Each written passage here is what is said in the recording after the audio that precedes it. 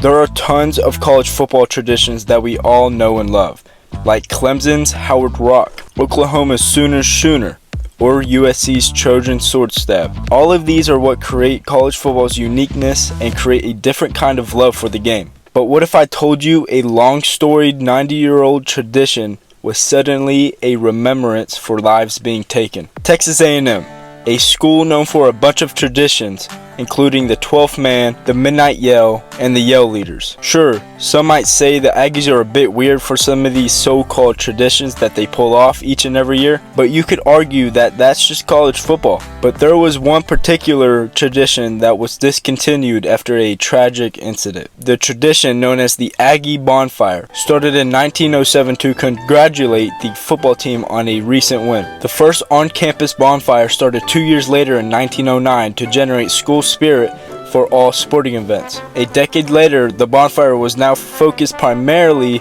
on the Texas A&M rivalry game. The Aggies burned a bunch of logs each year to represent their burning desire to beat Texas. In 1935, a farmer claimed that the A&M students carried off his entire barn for fuel that year. And to prevent this from happening again, the university made the bonfire a school-sanctioned event. In the following year, the school provided axes, saws, and trucks to create a more structured event going forward. The bonfire design changed in 1942 when Universal Studios filmed a movie on the university's campus called We've Never Been Licked. The studio built a bonfire for a prop in the movie. The structure design was similar to a teepee and building the logs at a certain angle, which made the structure have a tremendous vertical. The Aggie students copied this structure, which took the bonfire from 25 feet to over 50 feet, more than doubling its size. A few interesting stories of the bonfire over the next few years have really added to the already heated rivalry between the Longhorns and the Aggies. In both 1933 and 1948, students from Texas University rented a plane and tried to drop firebombs onto the stack. In one of those instances, the plane ran low on fuel and was forced to land at Easterwood Airport and College Station. The wooden portions of the plane were later used in the bonfire that same year. This is one of my favorite stories in all of college football rivalries that I've researched about. Talk about a rivalry. In the late 1970s, a College Station police officer was fired after trying to ignite the bonfire several days earlier. Students of the university spotted the officer before he could ignite it and started to chase him around campus. In 1999, a Longhorn fan hired someone to build a 6-foot model plane designed to carry a bomb into the stack to ignite it before it was supposed to. Stunningly, in 1967, the flames could be seen 25 miles away. In 1969, the stack of logs set the world record for height of a bonfire at 109 feet and 10 inches tall.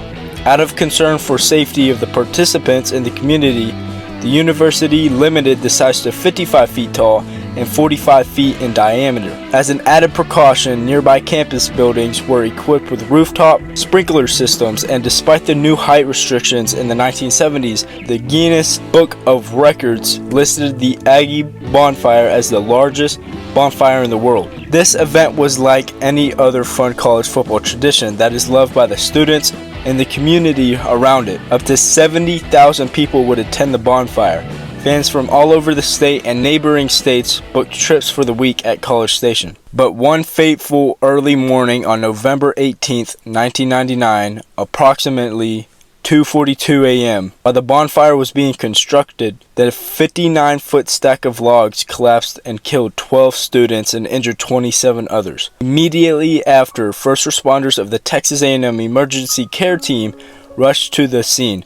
Soon after, mutual aid from surrounding agencies and police officers joined in on the collapsed victims. Word of this event struck the Aggie Nation in a heartbeat. Heartbroken, surrounding communities sent prayers for the victims and their families. What happened on this day was something that was never supposed to happen. College kids having fun, enjoying their time, getting excited to watch the best sport in the world. Events like these remind us that life is fragile and can be taken in an instant. And remember earlier in the video about the Texas fan hiring someone to build a model plane to carry a bomb to ignite the logs? Well, the logs collapsed while he was still building it and heard about the incident, so he obviously stopped production. And 8 days later, Texas A&M had to play their bitter rival, the Texas Longhorns. This game meant much more than originally planned. The fans, the community, and the players all needed the Aggies to pull this one out. And with 5:02 left, Aggie quarterback McCown lobbed a 14-yarder into the end zone that was caught by his roommate Matt Bumgarner for the game-winning touchdown.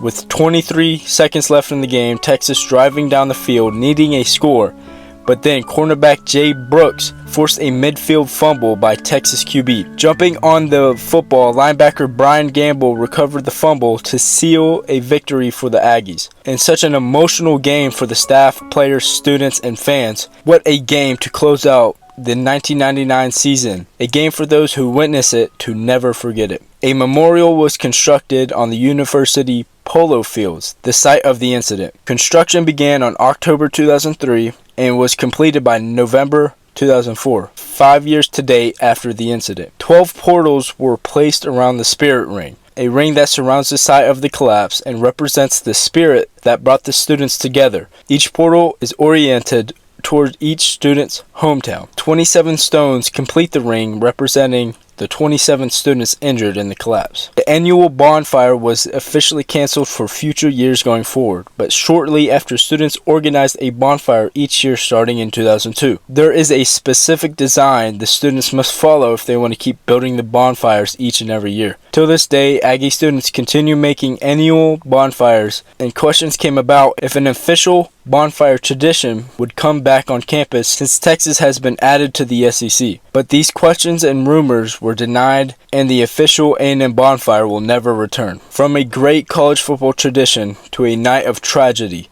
rest in peace to the 12 souls lost on that morning. Thank you all for watching. If you like what you just watched, go ahead and let me know by liking and subscribing, or just leaving your opinions down in the comments. My channel has been growing so much lately, so I want to give a big thank you to you all. I have a Twitter if you want more college football content, and my DMs are also open. And like always, I hope you guys have a great rest of your day.